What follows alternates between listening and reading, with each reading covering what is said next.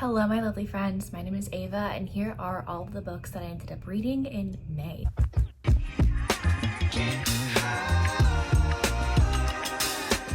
When I was putting together the books for this video, I was shocked to realize that I have actually read like 18 books. I honestly thought I read 10. Better than I thought, you know. It's not a numbers game though. I would have been perfectly fine with 10, but I'm shocked. Most of these are audiobooks. My life has been super crazy at the moment, super busy. I've mainly only read a few of these on Kindle.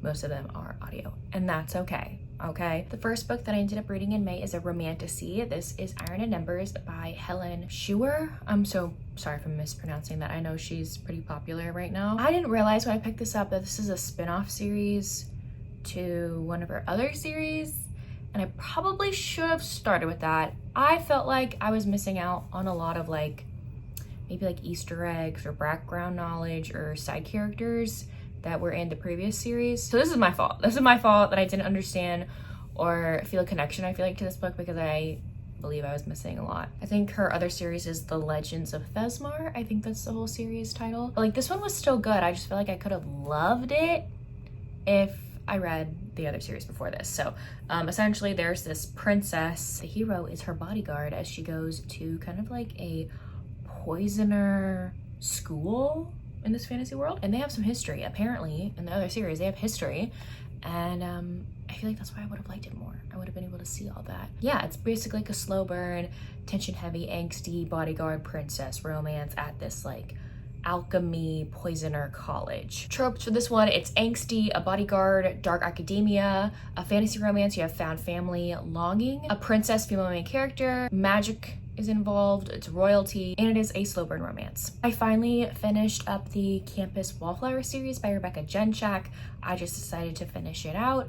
This is Tempting the Player, book number 4 in the series. Each book in the series is about one of the girls in this friend group. There's 4 of them. They're actually roommates in college. They share a house together, and each one is about one of these campus wallflowers, if you will, finding their person.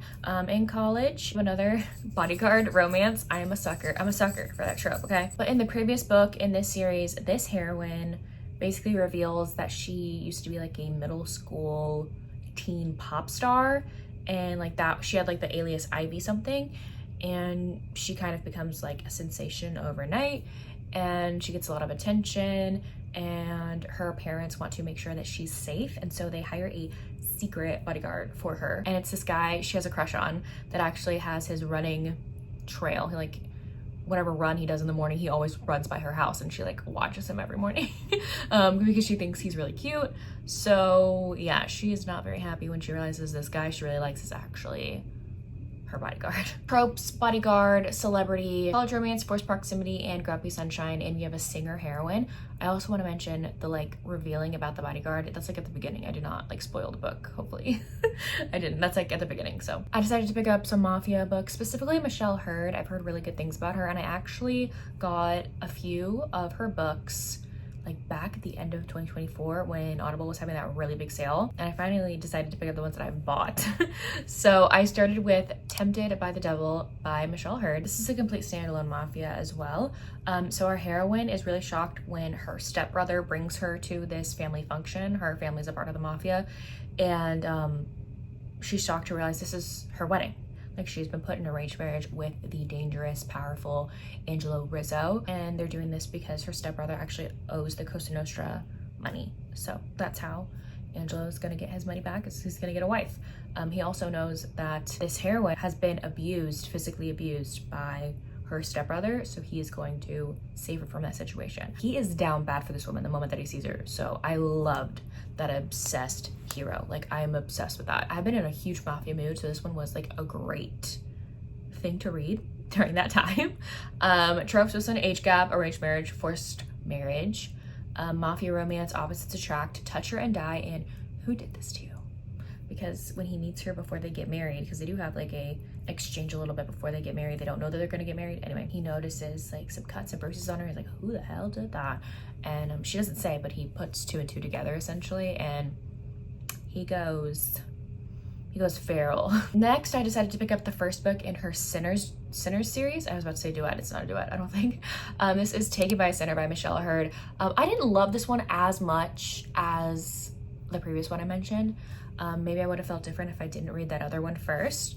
But this is a stepbrother romance. Our hero is the head of a certain mafia family. The heroine, her mother actually gets remarried to that guy's dad. So they are step siblings, and the hero just wants to control every aspect of her life and even like arrange her to marry someone. And she's like, no, I just want to go, I'm in film school right now. Like, let me finish my film school. And he's like, nope, we're gonna get you married. And it's mainly because she's a temptation that he does not want to have. But when it comes to the day where she is forced to marry one of the other guys, one of his like right-hand men, it's him standing at the end of the aisle. So they're trying to navigate that, even though like she's fully adamant about the fact that he hates her. So anyway, it was an interesting one. I did prefer the other one, but this one was still also a fun read, especially for my mafia mood. I'm also just not that big of a fan of step-sibling romances, and I guess I just didn't read the summary because I'm pretty sure it's in the summary. I just didn't read the summary before going into this one, so again, my bad. Tropes: you have age gap, alpha hero, a curvy heroine. I love to see a curvy heroine. Enemies to lovers forbidden, mafia romance, opposites attract, possessive, hero, step siblings, and the who did this to you trope. This one is really unique. I loved the fact that it was so unique. This is Whirlwind by Kayla Gross. This is a twister, a tornado romance. These two characters are both storm chasers. The hero is actually her professor. I think he's like 45 maybe, and she's like 24. I don't know.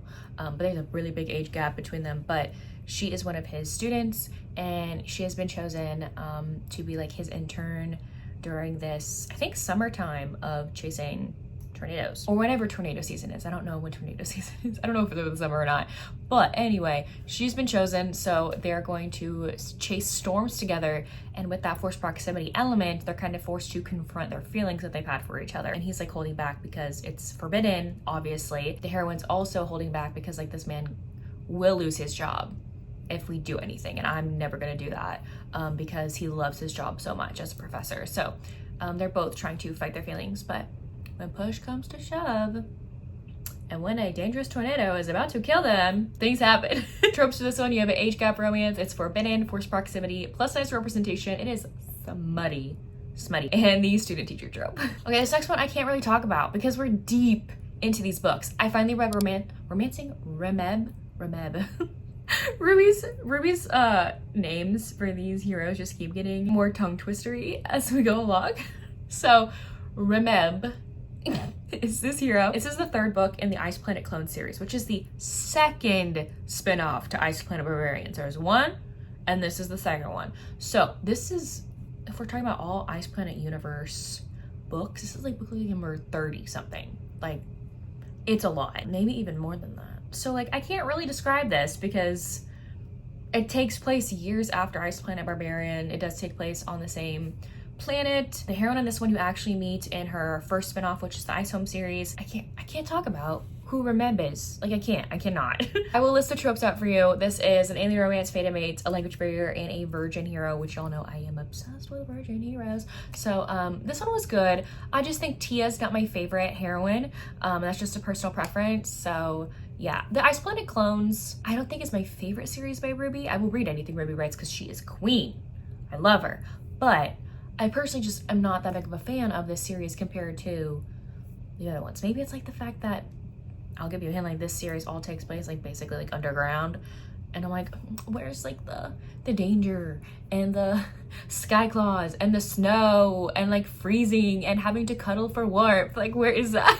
I needed a palette cleanser. Okay, I needed a Jessica K novella. That's what I pick up when I need a palette cleanser. That, or like a monster, smutty, maybe sentient object like book. Like, I picked those up for a palette cleanser. Okay, so I picked up Praise Me Princess by Jessica Kane. We have another bodyguard romance. I was in my bodyguard romance era this month, obviously. I didn't realize how many I've read this month. This is a princess, heroine, obviously, and she was, I think, kidnapped for a little while, and she still has some residual PTSD obviously from that.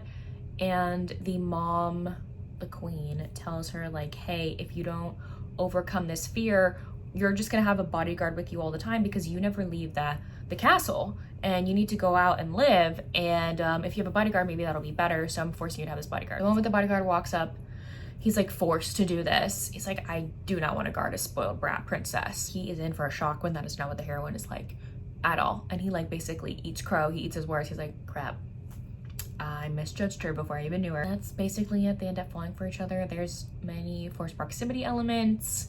So yeah, it's very short. These books are like 70 pages that are basically full of smut. So bodyguard romance, the daddy kink, different social classes, forbidden romance, forced proximity, and it is a royalty romance. I reread Love in the Afternoon by Lisa Kleypas. This is the last book in her Hathaway series. I am one of the co-hosts for the Hathaway's Read Along. This was our last book. This is a read along I host with B, Tiff, Rachel, and Christy. I'll link them all down below if you like to check them out. I always have to show off the step back for that one, but this is the last book. It's my favorite book in the series, and I hosted it on my channel. The live show is still up on my channel if you would like to go check it out, where we discussed the last book of the Hathaway series. It was really fun, read along. I reread this I think like once or twice, I can't remember honestly. This is one of my favorites. I love this one. These two characters knew each other when they were younger. The hero like has told people before like he finds her so annoying and so she knows that he does not like her. Her name's Beatrix, and one of her close friends, Prudence, is actually writing letters to that man at war. He's off at war, and Prudence is like about him, like being like, I don't really care, I'm not gonna write him. And Beatrix is like, well, he's going through a lot right now, like can I just write letters for you, because he's probably going to be going through a hard time. She goes, fine, whatever. And so they start up a correspondence, and they're falling for each other over these letters, but this hero doesn't know that this is not Prudence. He meets Prudence when he comes back into town, and he's like, this is not the woman that I have been writing these letters to, that I've been getting these beautiful love letters from. This is not her. Where is she? So he's trying to find her. I love this one. Again, like I said, it's my favorite in the series. 5 stars. I love it. We are actually starting our next read along next month, or technically this month since it's June. We're starting the Ravenels, which is my favorite series by Lisa Kleypas. So I'm so excited to reread those as well. I'll list the tropes off for you if you'd like. There's a bunch. Books with pets, because our heroine loves to take care of pets. Damaged Hero, Hidden Identity. It's a historical romance. There's Longing, Pen Pals, Romance with PTSD with our hero. You have a sibling series as part of a sibling series. Unrequited Love, and there is a wedding. I'm gonna breeze past this next one. I know nothing about it. I don't remember this book at all. This is marked by him by S.R. Jones. No, nothing. Absolutely nothing. Could not tell you what this book is about at all. I don't know. I'm so sorry. This is a mafia romance. That's it. That's all. The only trope that I put was mafia romance. So probably wasn't my cup of tea if I don't remember anything. So I apologize. But yeah, I was in my mafia mood, and I think this book got me out of my mafia mood. I'm so sorry. I don't remember anything about it. I think that's why. I finally finished last month's Beat Me Up book club, which is Married to the Alien Cowboy, because we had the live show and I was like halfway through it, and I finally finished it. This is an alien romance. Our heroine comes from a different planet. She's human though, and she has been basically kind of like stalked by this guy needing some debt. She decides to apply to be essentially a mail order bride to the specific planet where our hero is. That's basically, it's like a mail order bride situation with this guy who is an alien cowboy. He's got a tail. He rides like the equivalent of alien horses. He has like a ranch, and yeah, they get to know each other. It's a mail order bride situation, which those are always fun. I like to read those with alien romances. I also just love Ursa Dax's writing. She's so fun, such a quirky, fun author. So yeah, I think her books are really entertaining. Tropes for this one, it's an alien romance, cowboy, marriage of convenience. There are tales, and you have a virgin here. I read the arc for Left of Forever by Tara DeWitt. I listened to it through my Libro, and this was 5 stars. This was 5 stars. I think about this book, I've been thinking about this book, I feel like every day since I finished it like 2 weeks ago. It was really good. I liked Savor It. This is better than Savor It. This is better. So these two characters have been divorced, I believe, for, is it 5 years? 5 years? I don't know. But they got pregnant with their son, I think when the heroine was 17, when both of them were 17. And they got married shortly thereafter. Things kind of fell apart in their marriage. And I don't want to describe what all happened because like you need to read about it yourself. but they ended up getting a divorce, and this is their second chance romance. Their son is being dropped off at college, and they decide to have like a little road trip together. After dropping him off at college, they drive back home to their city together. And so yeah, I don't like road trip romances at all. I loved this, so I don't know what that says about me. I literally despise road trip romances unless it's like a fantasy or a historical. This was amazing. I loved it. The emotion in here, the flashback, like everything about this book was amazing. I loved it. I can't really say anything else. I don't want to spoil it, but this book is an emotional gut punch. It's so good. It's so good. Tropes for this one: baking. Our heroine is a baker. It's emotional, forced proximity, groveling, a grumpy hero. There's longing, a mustache man. Love to see it. One bed, road trip, second chance, and it is a small town romance. Next, I read a duet that has been sitting in my Audible library forever. I listened to the Him and Us duet by Serena Bowen and Elle Kennedy. This is actually my first ever Elle Kennedy book. I've never read an Elle Kennedy, but her writing, I guess, just weaved so seamlessly with Serena Bowen. I've read plenty of Serena Bowen's books. I couldn't tell the difference between the two writers. No. It's like what Christina Lauren writes, because Christina Lauren are two authors. I don't read their books really anymore because they're not really my vibe anymore. But like Beautiful Bastard, when I was reading those books, could not tell you who was writing what. Could not. I love when author duos do that. Like, I could not tell you. This is a friends to lovers romance, an MM romance, and it is hockey as well. These two guys were in the same hockey summer camp when they were younger, I think like high school. And something happens and they haven't spoken in like 8 years maybe, or is it 5? Something along those lines. They haven't spoken in years. Until the beginning of this book, they're actually faced off against each other in a hockey game, and they kind of like come back into each other's lives, and they start working at the summer camp together that they first met at, and they share a room. And yeah, one of our heroes is like openly out as gay. Kind of like tells his friend, like, one of the reasons why I had to cut you off essentially is because I have feelings for you, and I know you don't like men, so I did not want to ruin our friendship or to make you think less of me. And our other hero is like, well, I never really thought about it, but like, I really like you. So it's like a bi-awakening romance. So yeah, this one was great. I love a friends to lovers. Like, this was a beautiful friends to lovers. I did enjoy the second one because duets are sometimes a hit or miss for me when it comes to contemporary, because I'm like, why do we need another book about you? But this one made sense. I feel like both of these could have just been like one giant long book. But I mean, you gotta get that bank and make 2 books instead, I guess. Tropes to this one, you have bi representation, forced proximity, friends to lovers, a hockey romance, longing, MM, smutty, a sports romance, and unrequited love. I gave book number 1 5 stars. Like, I could not put it down. I finally picked up Halfling by S.E. Wendell. This was a recommendation from B over at Mom and East Street Romance. She read this one like, I want to say like a year ago, and I've been wanting to read it. It's just so long, so I was waiting for the audiobook, and my hold finally came in, and it was really good. So this book starts out with our heroine being kidnapped by orcs. She's a human woman. She's been kidnapped and is basically thrown in this very dangerous orc's tent, and he's going to use her. Our hero is a outcast to his orc tribe family because he's actually half human as well. He's a halfling, and he witnesses all of this and decides to save this woman because she reminds him of his mother and the fact that like his mother was kidnapped as well. His mother was raped. That's how he was born. So he's like, I'm gonna save this woman. So it's their little road trip to escape these orcs and bring her back to her family. And yeah, it's a slow burn, like road trip trek through the forest for like 500 pages. I love that. I prefer fantasy romances where there is no war or battle. Like, that can be fun every now and then, but like, I prefer these low key, like slow burn, slow moving, very character focused fantasy romances. Like, you'll see in a second, I read one where it was mainly just battles and war, and I was like, I don't give a crap. So like, Halfling was great. It was such a good read, and I definitely want to pick up more S.E. Wendell. Tropes, you have a cinnamon roll hero, cozy romance, fantasy romance, fated mates, forced proximity, friends to lovers, a monster romance, you have orcs, plus size representation with our heroine. It's a road trip, you have the savior trope because the hero did save her, a slow burn romance, touch her and die, and a virgin hero. Virgin hero.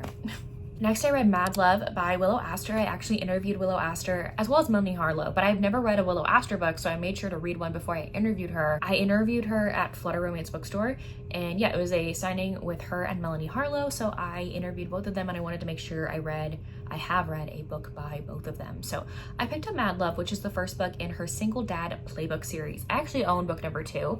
I think Valentine PR sent me book number 2 like a while ago, a few months ago. So I decided to pick up book number 1 though. And this book starts out with our hero getting a phone call. He's a professional football player, and this hospital calling him and like, hey, your son is in the hospital. He's like, I don't have a kid, like you have the wrong number. And they're like, no, there's like this infant baby here, few month old, sorry, not infant, baby here, and you are on the birth certificate. And he's like, what?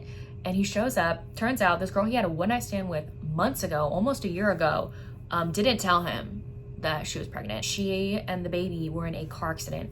The mom dies, and the mom's sister, who she lives with, who's been helping her take care of her kid, shows up and is like, you are not taking away my nephew. I'm everything that he knows besides his mother, and his mother's gone. He's coming with me. He's like, no, that is my kid. I didn't know that he existed. If I did, I would, like, he would be a part of my life. But he can also tell that his son is like terrified, scared. His aunt knows everything about him. So he strikes a deal with the aunt and is like, hey, if you come and live with me, I have a really big house. There's plenty of rooms. Pick one for you to stay in. And you help me learn more about my son, help me raise him. I'm not gonna fight you for like custody. Because if you wanna take my kid and not let me see him, I'm going to take you to court to take him. And so she agrees because she feels like this is the only way she's gonna be able to be with her nephew. So yeah, it's actually a romance between the dad and the kid's aunt. So yeah, there's a lot going on in here. I do love a single dad, so that was fun in here. So yeah, tropes in here. You have a football player and a single dad. Oh, never mind. I did pick up one more mafia book. Just because if there's nothing available for me to listen to on Libby, like none of my holds are in, I'll go look at my Audible library and see what book I bought, any of the books I bought in that sale, because I bought like over 20. So I decided to pick up one of those. I picked up the second book in the Alliance series by S.J. Tilley. I know this is a fan favorite series for everyone, specifically this book. It's a lot of people's favorites. I've read Nero and it was good, but I think I prefer King, honestly. This is a very interesting beginning. The heroine is on a third date with this guy. She goes over to her friend's house and invites the guy with her. She's like, hey, I can't go on our date, but like I need to help my friend out. I think she's going through some kind of sickness. So I'm gonna go over there, and he tags along. And when they show up, there's already people in the house, like hanging out with her friend. And it is King and his sister. And his sister is the guy that the heroine's on a date with's wife. Yeah, there's a whole little messy plot there. And afterward, the heroine has to go grab her keys from this guy's apartment. She doesn't want to see him anymore, but like, I need my keys. So she goes over to his apartment. She witnesses King murder him. And she like books it, she runs, and King kidnaps her and forces her to marry him to make sure she can't testify against him in a court of law because she saw him kill a man. So that's basically how it starts out. That's all I'll leave you with. But man, if you want a dominant hero, look no further than King. Okay. Tropes for this one, it's age gap. You have an artistic character. Our heroine loves to paint, and the hero loves everything that she does, loves her artwork, loves her creations, and will like cheerlead for her when it comes to her painting, which I love that. I love a man who like is supportive of our heroine's passions. A billionaire hero. The hero has a lot of money. Captor captive, a curvy heroine, dark romance, dirty talk, forced marriage, I hate everyone in the world but you, mafia romance, plus size representation, and the touch her and die trope. Like literally touch her and die. Okay, so remember that fantasy I said I didn't really love? I read A Fate Inked in Blood by Danielle L. Jensen for my bookstore that I work at, our fantasy romance book club. Oh, if I didn't read this for that book club, I would have DNF'd this book. And I feel so bad because I love Danielle L. Jensen's books. This is not for me. I love Vikings, okay? This is like a Viking fantasy romance essentially. But I'm also a romance reader who primarily reads romance books for the romance. There was like no romance in here. It was basically war, battle, fighting, like that was it. And I don't care. I don't care about that stuff. So it was not my favorite. I don't want to rant. I don't rant about books anymore. This just was not my thing. And that is okay. There are a few people at the book club who actually really enjoyed it. Amazing. I am so happy for them. This just is not my cup of tea in my book. I want romance when I am promised a fantasy romance. So, okay, last book, we're gonna talk about one of my favorites of the month. I finally picked up Give Me Butterflies by Jillian Meadows. I've been wanting to read this one for so long, ever since Morgan from Nothing Better Than a Book hyped up this book when it was still indie, when it was only on Kindle Unlimited. This was not the cover, like right when the book was published. Morgan was shouting loud and proud about it, and I've been wanting to read it ever since then. But I hadn't picked it up, and then I finally got the audio on Libby, and it was everything. It was so good. Our hero and heroine are co-workers at this museum. The hero is, I think, an astronomer, if I'm not mistaken, and our heroine is an entomologist, I think, which works with like butterflies. They don't have like the best meeting moment at work. This book is kind of like marketed as like Hate to Love or Grumpy Sunshine, and I don't agree with that. I do not agree with that. They have like a misunderstanding moment for like maybe like the first like 30 pages, and both of them are such sweet cinnamon rolls afterward. Like I don't feel like this is Grumpy Sunshine at all. So I do feel like that was mismarketed, but that's just my opinion. The hero just got custody recently of his 2 nieces, who are both 5 years old or 6 years old, because their mother passed away. His sister passed away. So now he is like their dad, their full-time guardian. And he is kind of struggling at the moment, especially with like cooking. And he finds out that the heroine is a really good cook and a baker. And he's like, I will beg on my hands and knees if you come over to our house and you teach me how to cook, please. Because all I'm giving them is chicken nuggets and mac and cheese, and I know that's not good for them. So that's what she does. She comes over basically every Friday to help him cook and learn a new recipe and hang out with the girls. The girls fall in love with her. Like, this was beautiful. I loved this one. I loved the butterfly aspect, the STEM aspect in here too, and a cool subject we never see in our, like the entomology. Like, that's so cool. That is so cool. There is trigger warning in here for like PTSD and anxiety. The heroine had a really messy relationship previously where this guy was verbally abusive and manipulative, and that hero is not the hero, I'm so sorry, her past boyfriend, because that is not a hero, her past boyfriend, her ex, shows up in this book. So just please be aware of that before going in, because that man is a piece of freaking work. So yeah, I loved this. It was so cute. If you love Hannah Bonham Young, if you love Chloe Lease, pick this up. Pick this up. I gave this book 5 stars. I will list the tropes off for you. There are a few. You have baking, a book boyfriend, because Finn is like one of my new book boyfriends now. I love him. Caretaking scene. Finn gets sick at one point and the heroine helps take care of him, and it is so cute. Okay, you have a cinnamon roll hero, foodie romance, found family, nerdy characters. There's no third act breakup. You have a single dad. Technically he's not a dad, but you know what I mean. A STEM romance and a workplace romance. 5 stars. Loved it. Anyways, there you have it. Those are all the books that I ended up reading in May. Let me know down below if you have read any of these books or if you plan to. And if you don't feel like commenting anything else, you can leave me a butterfly emoji in the comment section down below. But anyways, thank you all so much for watching. I will see y'all soon in my next one. Bye y'all.